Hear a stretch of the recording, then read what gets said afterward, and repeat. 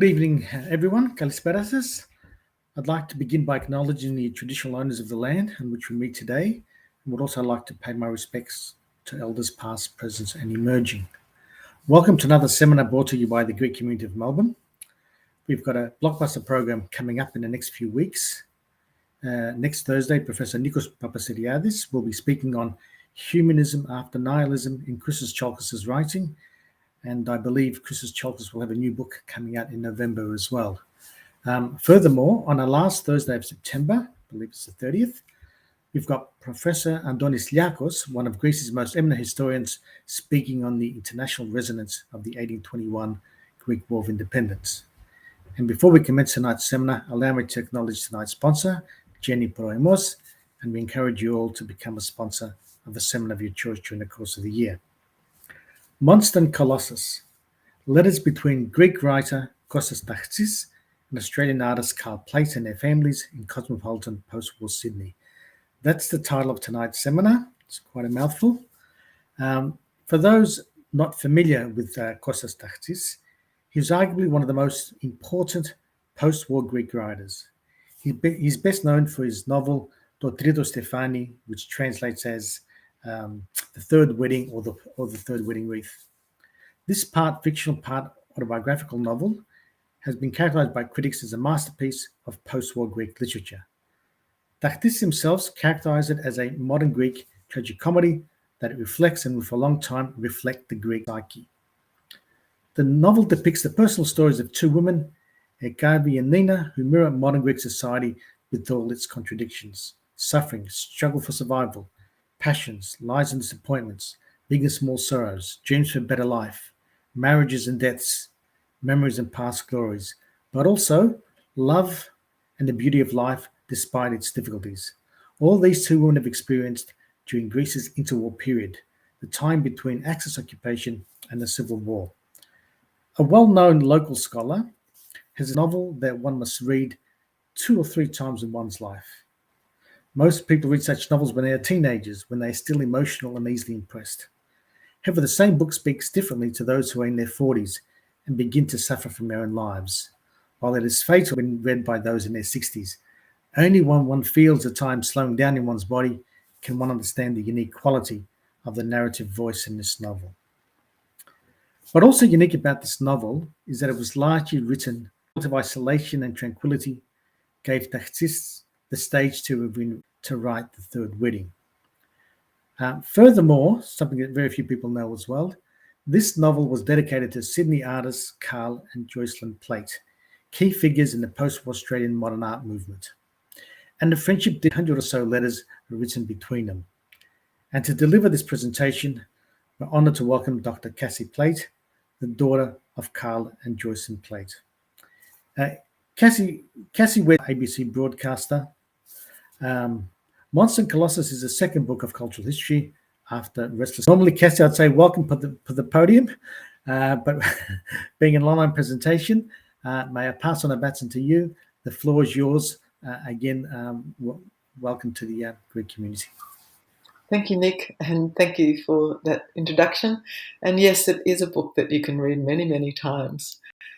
Hello and welcome to everyone who's joining us tonight. Thank you for tuning in for this talk about the book Monster and Colossus. And we'll put a slide up of the cover. Monster and Colossus is a story of letters and friendship, largely between two men, and how it complicates and enriches. Colossus focuses on the young poet and writer, Costas Taktsis, that Nick has introduced us to, the self-described monster of the book's title, and the Australian artist, Cassi Plate. Costas Taktsis wrote The Third Wedding, To Trito Stefani, the first modern Greek novel to receive international acclaim. And I'll be talking about his time in Australia and ties with my family before and after he became famous and infamous. Next slide. I last saw Costas when my sister and I stayed with him in Athens in 1971. The Colossus of this story, as Costas called him in a letter from prison, was an Australian artist, older than Costas, a gallerist, and a champion of modern art. His friend, Cassi Plate, my father. Letters between the two men, Costas Taktsis and Karl Plater, are the fabric of this story, and they exchanged somewhere between about 60 and 100 over 4 decades. Taktsis was an active figure in both Greece and Australia. Both men embraced the avant-garde, and they created new and universal languages in their respective art forms of literature and art. Neither Taktsis nor Plater are from the countries at the centre of these fields, so it was from the margins that both made profound contributions. Critical to the story are 2 women. Clarice Zander encouraged and mentored the young Costas. Australian-born, Clarice Zander was a London-based gallery manager, public relations officer at the Royal Academy, curator and journalist. I think he got the idea of coming to Australia because he thought so highly of her. She responded, "Why?" She was happy to leave Australia, to get out of Australia, and she wrote to discourage him. Next slide. Clarice Zander, that we see in this photograph, brought the first 2 exhibitions of modern British art to Australia. The exhibitions opened in her hometown of Melbourne in 1932, in Press Baron Keith Murdoch's recently modernised newspaper house. They attracted big crowds. When the exhibits travelled to Sydney, one visitor, shocked by a non-representational sculpture by Jacob Epstein, attacked it with her umbrella. It survived, but controversy about the modern art display was labelled the Zandrian Wars by the press. Clarice's daughter, Jocelyn Zander, became Jocelyn Plater, a graduate of Sydney's National Art School, occupational therapist and our mother. Letters between Clarice and Jocelyn and Costas are part of the story of Monster and Colossus. Despite being urged by Clarice not to go to Australia, Costas Taktsis dedicated his 5th... Next slide, please. The title poem of Café Byzantium captures the mercurial nature of Taktsis. It prefigures the direct conversationalist novel, The Third Wedding. And my thanks to George Alexander's book, possibly the first translation of this poem into English, which I'm going to read to you now. The dedication reads, for Clarice Zander. I often make myself a heart of stone, a word from you, cowards, and I will stone you, unless I carve them poems, Byzantium, poem written for the radio. So I laugh often with tears, seeing those who hate me laugh. I do not care what they say or what I say because of the usual idealization of the past. I offered my eyes to be grafted on chestnuts. I remember that night when we came out of the cinema. You stopped and you bought me a cornet of hot chestnuts. Those who loved me do not sing anymore. What follows calm is always a hand and a knife. I do not know what awaits us tomorrow.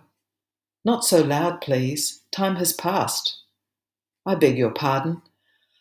Oh, sorry, but in a place like this, you understand. Twilight is so sweet. I whistled a song and I thought that we have now put everything into the diminutive. But the dead also have a purpose. Take care, sir, I warn you. Sorry, I meant this hill in the distance and the moon, yellow above. On the roofs of houses, the sirens watch the passage of Ulysses hour after hour in his plane. And that's right, and it's very fair. I'd forgotten for a moment, but in a place like this. So I said good night to you. For myself, I now go to the Byzantium to keep quiet. I promise you, never, never again will I sing. I will sit down at a table and I'll ask Bubbles for some water. Now, trick-track and checkers, the Star of the Shepherd, Theodore and Christos, Yamas. Ha, monsters, your lips and your hair jet black. I do not want you to talk to me any more. I see it. You love me. You appreciate me. You promote your interests. Ha, sold. A coffee, a shirt, gladly. But my heart is leaning elsewhere. And yet, you know, that shortly you will roll along like a little billiard ball. I know I'll roll the dice again, and I'll get silence The Day of the Dead. It's good. I'm going to stop. Now I see it clearly. Whatever I write won't help. Whatever I cry, what calm follows, always, hand or knife. Only Joseph going here and there burns with impatience. They found fleas in the nursery. Patience. It's time. Sooner or later our great sophist will appear. Is he, or not, an impostor? I will ask him, the editor of the horoscope in the Vriadny. What calm follows, what calm? And only Byzantium watches like a guilty conscience, the frightful mania of the autocratic. I mean auto-destructive. I will take a snapshot, heart. You've never been photogenic. But it does not matter anymore. Bring me some water. Hey, Babis. Not Yamas. Learn to avoid the intellectuals. This one is a real man and a composer of music. A man of his word. Formerly poet. Now a cheat at cards. Oh, my little lion, they were, they say, communist, but you disavowed it during the Civil War. Fear those who fear. I'm taken aback by this vertigo. Something to hold, give me something to hold, so that I do not trip on the chair and have him smash his head. Do not look at me, I hate you. Do not ask me anything anymore. I do not know if the moon will rise again. I'm exhausted and it's getting late. The waiters will leave one by one. The owner stayed to lower the metal shutters. What calm follows? What a calm. And this syntagma square seems no longer a square. And in the original Greek, there are many more linguistic jokes and snatches of rhyming. That poem, Café Byzantium, was from his last volume of poetry. Now Costas Taktsis was soon to begin writing his famous book, The Third Wedding. It was largely written in Australia. There's a Greek version, and then there was an English version. The novel is still widely read in Greece and has an important place in Greek literature. The book and its author continue to elicit a response from readers of all ages. Taktsis wrote and published short stories, journalism, translated classical texts, many for performances, reviewed and wrote essays about art, and wrote an autobiography, which disappeared the night he was murdered. But The Third Wedding was the only novel Taktsis completed. The Third Wedding was dramatised on Greek television and recently turned into a play by Greece's National Theatre. Despite the interest of several competing Greek film directors, The Third Wedding was never made into a feature film. Costas Taktsis arrived in Sydney in early 1957. He was deported from Australia back to Greece in 1962. Despite lifelong efforts, he was never allowed to return. By the time his ship berthed at Piraeus, the self-published novel he'd been writing throughout his time in Australia was available in the bookstores in Athens. Initially, it was barely reviewed. A young Greek woman described the book to me recently as a storm. You can't put it down until the end. As I write in my book, Monster and Colossus, Costas Taktsis was one of a generation of poets, known as the generation of defeat. His generation had witnessed the political and social upheavals of the Civil War, 1945 to 49, and the defeat of the left. When he rebelled against all this, and when his book finally became popular in Greece, he told a French journalist that he'd started, in his words, to revolt against all things Greek, not just poetry and literature, but also the social and political situation. That was in 1954. I had written some poems, and they were published under the title of The Brazilian Symphony. The Brazilian was an Athenian cafe where the intellectuals met. My collection was a bitter satire on this literary world. Dry, sterile, not related to the present, and which still goes on. These men of Greek letters. It was a personal revolt. It was not a condemnation of poetry. Elsewhere in this interview, Taktsis expressed a preference for the newborn art form of the novel. He described his work as not fitting into any school, neither naturalistic, nor realist, nor neo-realist, nor new wave. My intention, he wrote, entirely conscious, has been not to invent life, but to create a life which, post factum, has correspondences with real life. Taksis's stated aim in his novel, as he told a reviewer, was to see his nation's legendary past in true perspective, in relation to the actuality of modern Greece. In another interview in 1967, he claimed to have renounced poetry altogether in 1954. Set in the period of the Second World War, the German occupation and the scarifying civil war that followed, The Third Wedding depicts the harsh realities of life, experienced through the eyes of two female characters, the two friends, Nina and Ikavi, or Hecuba, the god who eats her children. The story unfolds through conversations between two women, as Nick has said. They speak forcefully and irreverently, a Greek chorus commenting on the times they're living through, in direct and unsentimental language, with echoes of James Joyce. Through their myriad of problems, the novel relives Greece's troubled mid-century years. Nina tells us about her 3 marriages, the last with the son of her best friend, Hecuba. Nina finds her first newly married husband in bed with her brother. The ubiquity of homosexuality in the writing of Costas Taktsis is unprecedented in Greek literature. As I write in my book, Monster and Colossus, from the time he returned to Athens, Costas was part of the editorial staff of the avant-garde literary magazine Pali, again, along with Nanos Valeoritis and others. Valeoritis reviewed The Third Wedding in another magazine, To Trito Stin Techni. No, sorry. His book's called To Allo Stin Techni.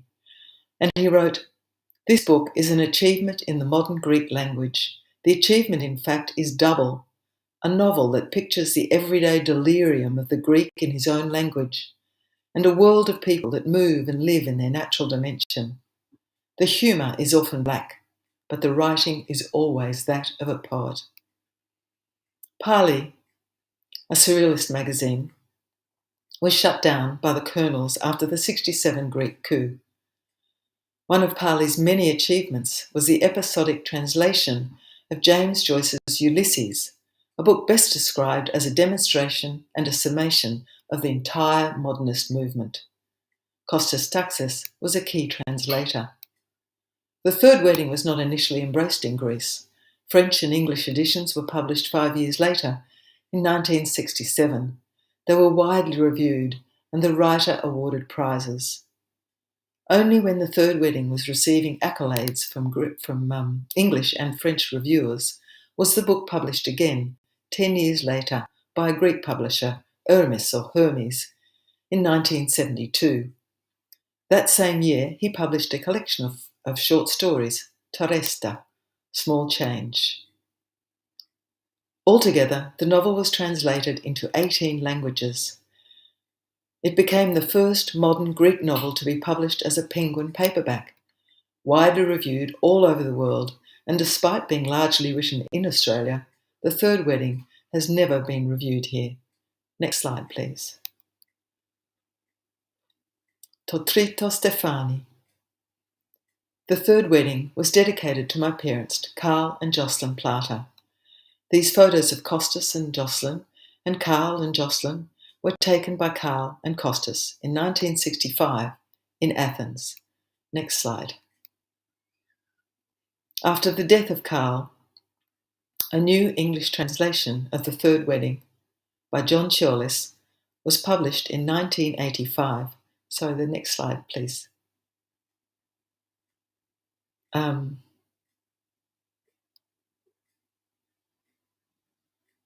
It was dedicated, John Chiolis's version was dedicated to Carl and Jocelyn in memoriam, and it's this translation by John Chiolis that the writer preferred.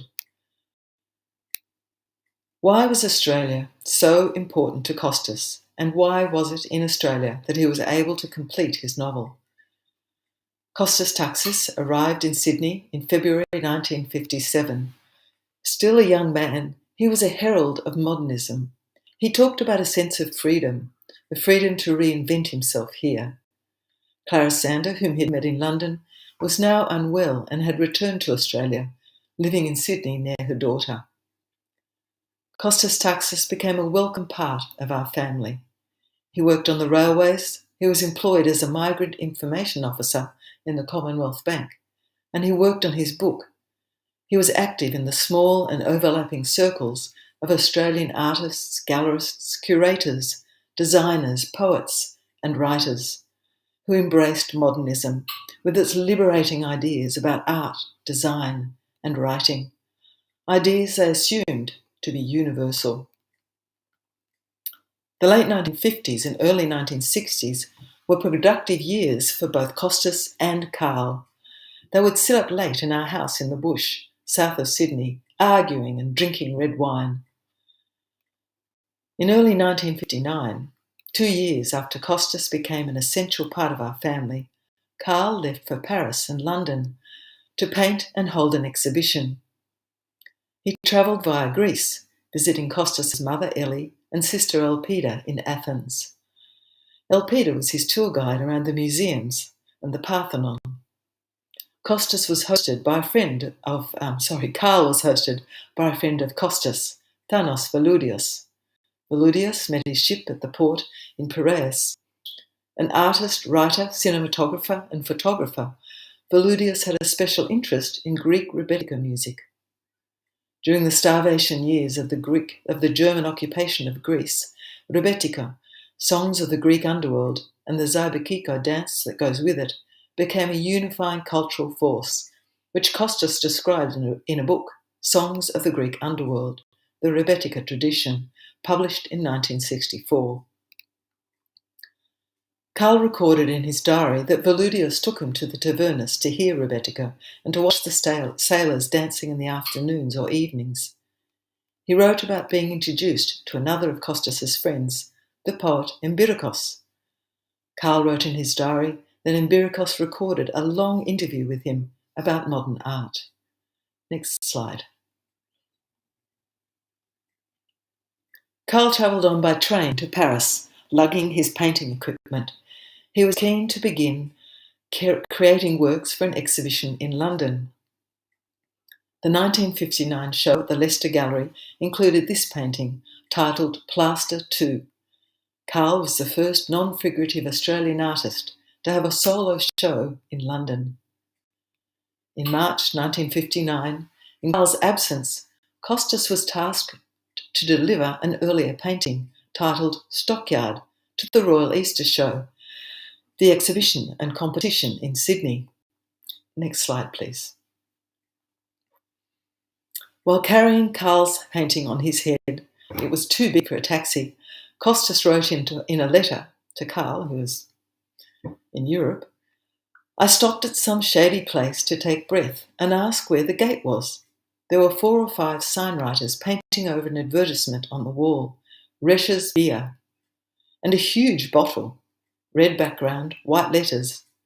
They saw the painting and naturally began to ask about it and seemed puzzled and so forth. Their objection was that it had so little red. I said, just because what you paint is all red, does that mean, do you think, that it's more artistic than this? Etc., etc. A real Socratic dialogue. I wish I could find them now and tell them that it won first prize after all, in spite of the fact that it had no red, or so little. We had a marvellous time at the show, where I acted escort to Jocelyn. I got drunk on gin and tonic, about a dozen glasses. I suppose this diminished my power of resistance, and so I got sick. Never mind, it was worth it. Have I congratulated you? No, I don't think I have. Congratulations, and may it happen again, and soon. Carl, on the boat to Europe, received the news that his 1958 painting, Stockyard, had won first prize. The painting then toured across America in an exhibition of Australian art and was singled out by reviewers. There is the glowing colour and attacking excitement of Carl Parter's Stockyard with its plunging horses, commended the Sydney Morning Herald. In San Francisco, a reviewer wrote, I was particularly taken with a number of canvases which combined elements of representation and abstraction.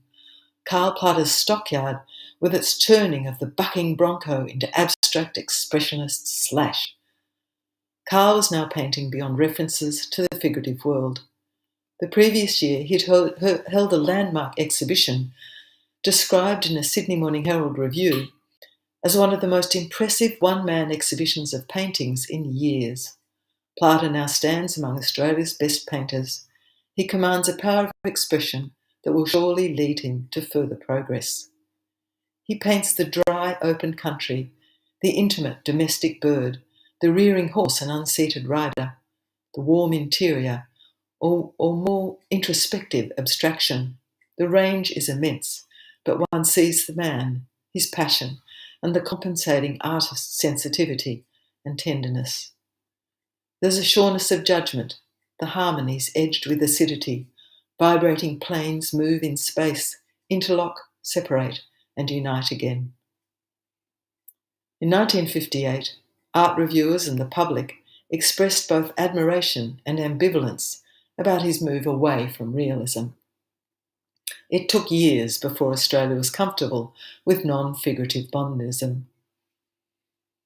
Karl studied movement and form through the painting of birds and horses, insects. He strove for the radical language of abstraction. His poetic titles, things like Cluster Around the Edges or Interior Music, signify the non-figurative content of the artworks of that time and later. Next slide.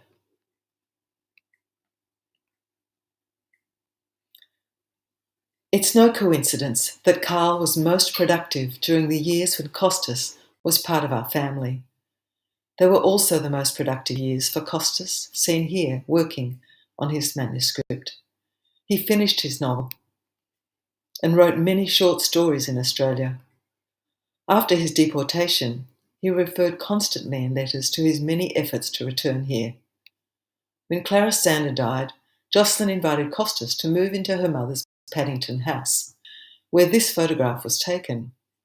He left his boarding house in nearby Darlinghurst and shared the cottage with the young Frank Waters, soon to be director of the Waters Gallery in Sydney, and for a while the first curator of Australian art at the Art Gallery of New South Wales, Daniel Thomas.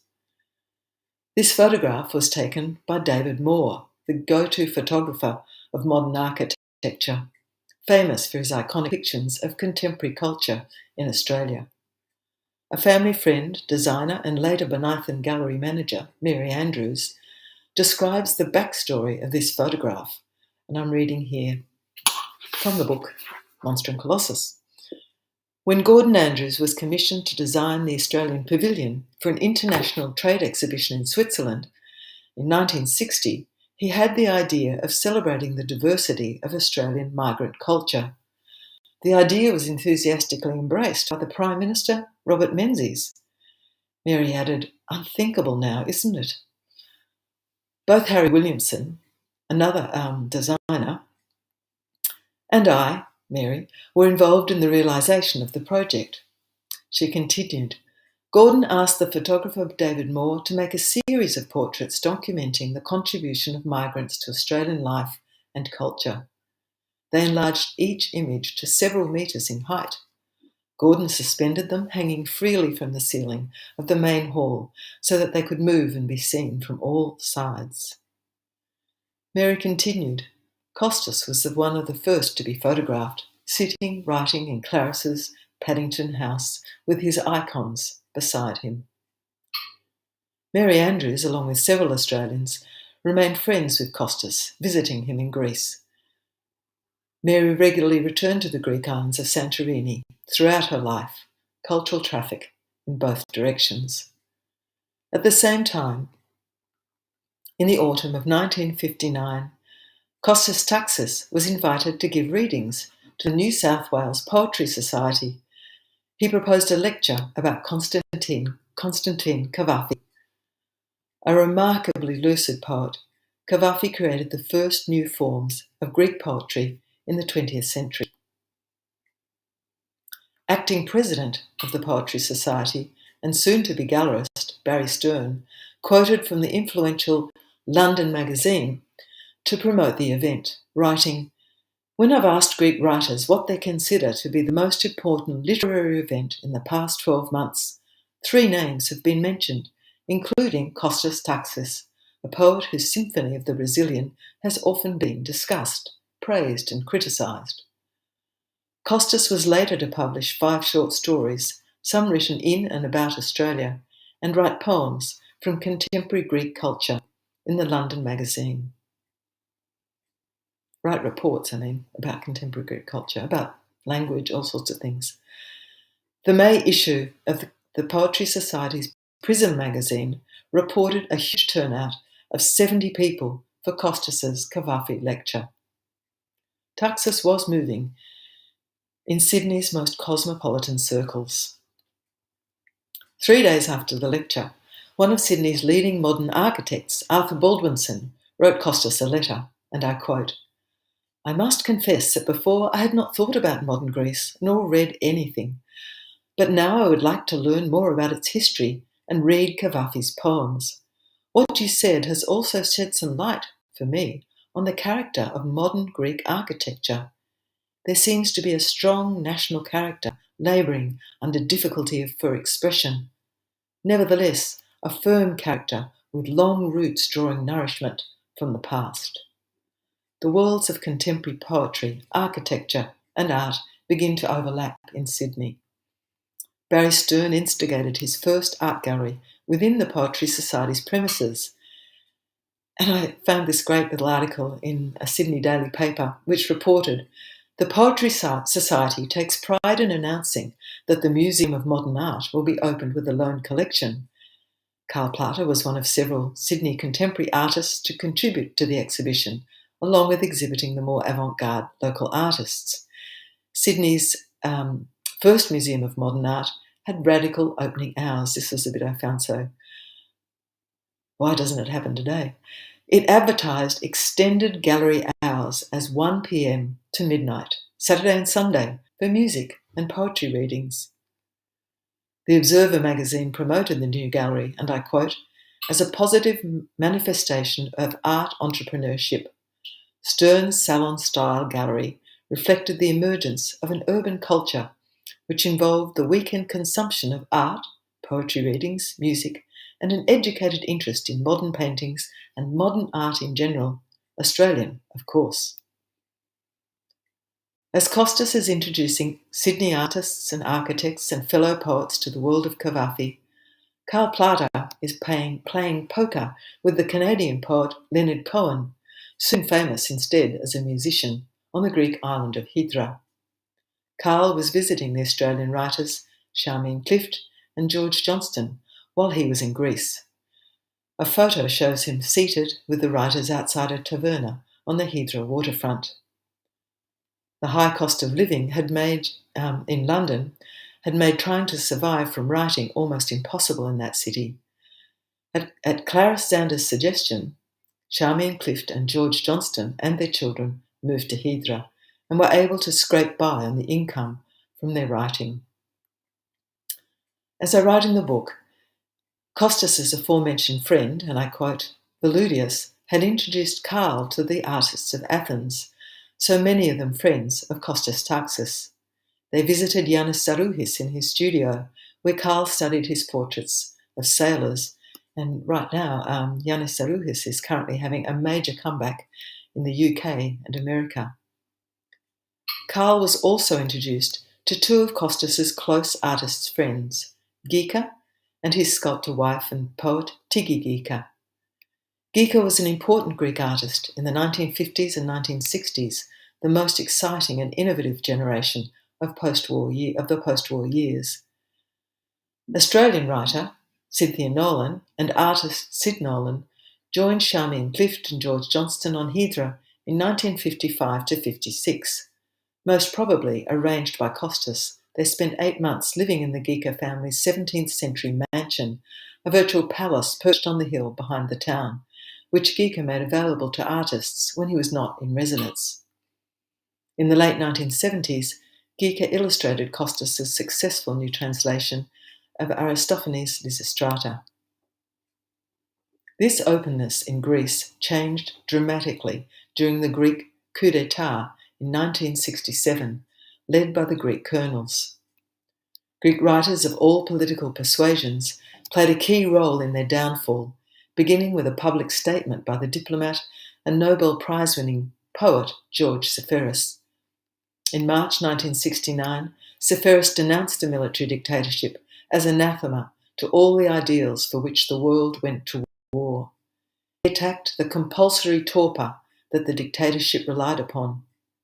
The following month, 18 Greek writers, including Costas Taktsis, signed an anti-dictatorship declaration, initially against the publication of their work in the press without their permission, to give the impression within Greece and abroad that free intellectual life exists in our land. In a push attributed to Costas Taktsis, the protest went beyond censorship to resistance against the junta. A recent book by Thomas Doulis about the military junta's impact on Greek culture, The Iron Storm, records that Taktsis had been warned by the security police, who may have learned of a proposed protest, that if his signature was on the petition, his activities as a homosexual prostitute would find their way into the newspapers and that he would be arrested and tortured. Ultimately, he succumbed to this blackmail, but did what he could to promote the protest, as he spelled out in Doulis's book. The previous year, Costas had written to Karl in April 1973, "I feel guilty, I feel like a traitor. I'm being more or less blackmailed into withdrawing from any political struggle. I'm being threatened." According to Doulis, the added complication was that many of the other writers did not wish to be associated with Costas. Doulis wrote, "There were other homosexuals among the signatories, certainly, but Taktsis was unreformed, unrepentant, and flaming, with a personal confession, not at all coy, that he had seduced into having sex the security policeman who'd come to his house to question him." Next slide.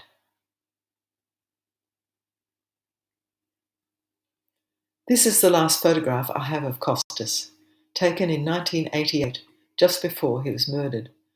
The photo was taken for French media to celebrate the famous author.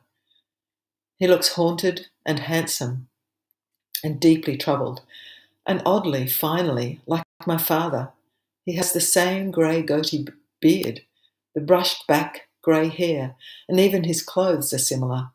He's wearing a skivvy I'd normally associate with my father. Unlike Karl, the eyes of Costas are tormented, and it's probably his last photograph. The completed manuscript disappeared on the night of his murder. He'd rung his niece Ellie in the previous days, so happy that his autobiography was finished and ready for the publisher. Reconstructed through notes, his ghost-written autobiography, Povero Fima, Terrible Step or Terrible Confession, reveals a quixotic Taktsis. He claims that he'd formed an idea of Australia as an incorruptible place where he could cure his homosexuality, and that this strongly influenced his decision to emigrate. But he also wrote that to dress as a woman in Greece would have been unthinkable. Maybe this had more to do with anonymity. In his close-knit world of Athens, there were fewer places to hide. "In Australia," he later wrote, "I felt that I'd landed on a planet where earthly laws didn't prevail, and I could dare to do things that I never even dared think of doing in Europe." Both Karl and Costas had read D.H. Lawrence. For Karl, reading Lawrence's work as a young man, and I quote, "suddenly confirmed," as he said in an interview, "what he had felt but hadn't been able to find before, the possibility of making contact with people in a realm beyond the conventional and the material." And I think it was this that he found with Costas Taktsis. In his sister's home north of Athens, searching through a suitcase of Costas's papers, I found letters from Karl and from his American translator, John Chiolis. They were the only letters that Costas had kept. Last slide, please. I also want to let people know that Monster and Colossus is currently being translated into Greek and it's being published by Petite Maison, French for Little Houses, and should be available in 2022. And thank you all for joining us, and stay tuned for the discussion. Thank you, Cassi Plate. Got your surname pronounced correctly this time, after some tips from the audience. Yes, thank you for that presentation. And questions have been coming in through thick and fast. I'll just start with the first one. One from Susan North. Why was Costas deported from Australia? He had a few convictions as a result of his prostitution, and finally, there was an incident. We don't really know. I've tried very, very hard to get legal papers and documents relating to his incarceration, to what it was that led to his incarceration.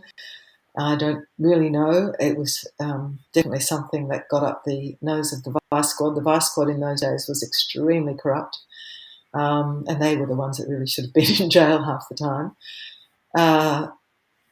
And so he was sent to Long Bay Jail, and a lot of those very people that he had made friends with, some of whom were, really quite influential people. There was a lot of money raised, I know my father contributed a great deal of money to assisting him, and he was deported rather than given a long jail sentence. So there was a sort of compromise reached, and that's why he was deported. Okay, thanks for that. A question from Stuart. Cassi, thanks so much for this wonderful talk. Could you say more about the Greek Australian community's reception of Taktsis' work and modernism, perhaps? I don't think it was very widely read here. It wasn't reviewed. There were many attempts by a lot of his friends and supporters. I don't think it was ever reviewed, not even in the Sydney Morning Herald. So it wasn't widely known, but it was certainly popular amongst all his friends. You visit any of the people in that sort of whole scene, and they always had a copy on their bookshelf. So it was much appreciated, certainly in Australia. And was the second part about in Greece? Yeah, the second part was, what is Costas' legacy in Greece now as a writer and as a gay agitator activist? Right, well, that's a big, long question. I mean, a long answer to a question. As far as I'm aware of, he's still very widely read. He's infamous and famous. And amazingly, just everywhere I went, when I went in 2010 to meet the family again, I had met them as a young woman when I was there at the age of 17. But everywhere I went, in a dress shop, the woman would, I'd be the only person in a dress shop, and the woman would say to me, "Oh, what are you doing in Greece?" And I'd tell her, and she'd say, "Oh, Costas Taktsis. Oh, that's one of the best books I've ever read." I mean, I still get that response from anyone, pretty much. It seems that it crossed all different sorts of levels of all different sorts of people read Costas Taktsis and the Third Wedding in particular. But of course, people read a lot in Greece. It's a very literate culture. There's so many bookshops in Greece. There are so many publishers, small publishers, big publishers. It's quite extraordinary. And yes, I think he's held in quite high esteem. And as the other part of the question, well, I don't know how much the general public knows, but certainly, again, he's famous and infamous for being quite openly gay, more than certainly other people in his generation, as far as I can tell. Yeah, look, that's quite true. Per head of population, the number of books published in Greece sort of punches way above the global average, so you'll find bookshops in the remotest of places. Just another follow-up question by Stuart, and not quite sure what period he's referring to. What kind of reception did Gaddafi have in Greece at the time? I suppose he's referring to the time of Taktsis' life in Greece after he was returned from Australia. You could probably answer that better than me, Nick. I don't know. I assume he was a very, very popular poet and that he spoke for Greek people. But by then, I mean, he was a much earlier poet. It was Sepphoris that was the contemporary poet. That's right. At least 50 years difference between them. And yeah. Okay. I'm just trying to see if there's any more questions.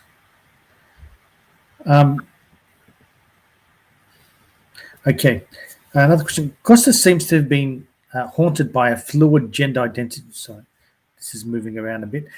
Costas seems to be haunted by a fluid gender identity that today would have been cutting edge and included more easily in some circles. Makes me sad for him being a leading light at the time when he felt so misunderstood. Did you know if he, the question sort of stops there, if he had any contacts with the transgender community at the time? I'm sure he had contacts with, yeah, very much so. And I think the completely open acceptance of his sexuality by our family was definitely one of the reasons that he was so comfortable with us. There was, no judgment at all on the part of either Clarice, the sort of circle she moved in London. It wouldn't have been an unusual thing either, and certainly my family. Do the letters or does the book talk about any of his Greek Australian friends while living in Sydney, New South Wales? Yes. No, the book doesn't talk much about them, but a little bit. And they were friendships that people kept up being friends with us while he was in Sydney, and for forever. I mean, we maintained those friendships with some of the Greek people that he was friends with when he lived in Sydney. There was a comment by one of the persons following us on sort of Facebook that The Third Wedding was a book that was studied at university level in sort of Greek language courses in Victoria and probably in New South Wales as well in the 80s and 90s. It was one of the prescribed texts that they sort of studied, so it definitely was popular and yeah. Oh, that's really interesting. I didn't know that. I've not heard anything like that. That's great to know. Yeah, so I mean that generation of Greek Australians that went through the education system, well, at tertiary level, and did modern Greek, would have studied The Third Wedding. So yeah, I think that's about all. There's no further questions. We might bring things to a close. And just a reminder to everyone, if you'd like to purchase the book, just go to any online bookshop. Just put in the title; it'll come up. It's very, it's available quite sort of readily. It'll make a good sort of Christmas present. Yes, please show it there. Nice cover. Who designed the cover, by the way? Or actually, John Gillies and myself designed the cover. Thank you. Yeah, that's good. Yes, so something to consider as sort of Christmas approaches. Cassi, thanks once again. Thank you. And we hope to see you one day in the Greek Centre in Melbourne once travel restrictions are removed and we are able to travel a bit more sort of freely. Yeah. Well, thank you very much, and I really appreciate being invited to be part of your series of seminars of Greek history and culture. Thank you. Yeah, the pleasure was ours. And hope to see you all next week when Nikos Paposiriadis speaks on the works of Christos Chalkis. Great. I'd love to. Thank you.